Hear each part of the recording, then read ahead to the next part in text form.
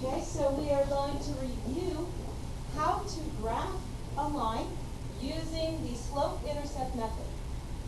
Let's look at some of our steps. What we're going to do first is to put the linear equation in slope intercept form. So let me rewrite the equation. Negative 2x plus y equals 3. I want to solve it for y, so I'm going to add 2x to both sides.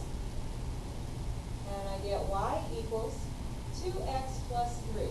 I always put the x term first, the variable first, and then the constant. We're going to remind ourselves what slope intercept form is.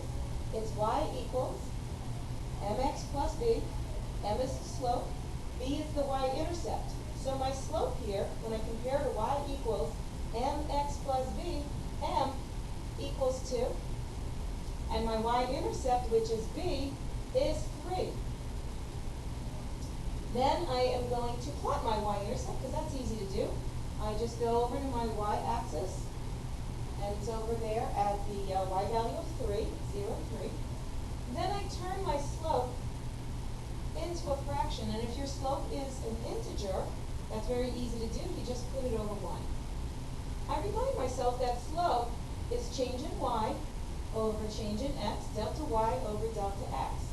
And that means that my delta y, which is my up-down movement, and my delta x is my left-right movement. I look at the 2 here in my delta y. Since it's positive, the positive direction means go up.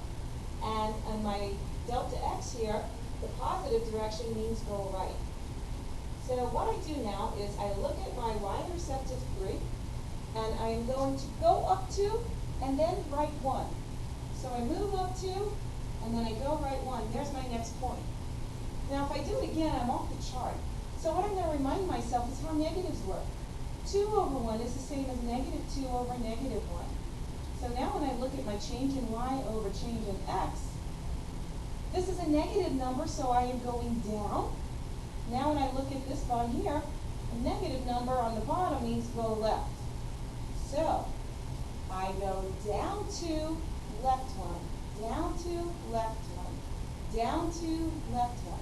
And now I have found more points.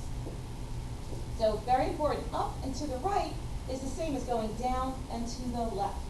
Once I have my points, assuming my domain is all real numbers, I am just going to connect all the points that I drew, make my arrows to indicate that this is going on forever and ever and ever, and I have graphed using the slope intercept method.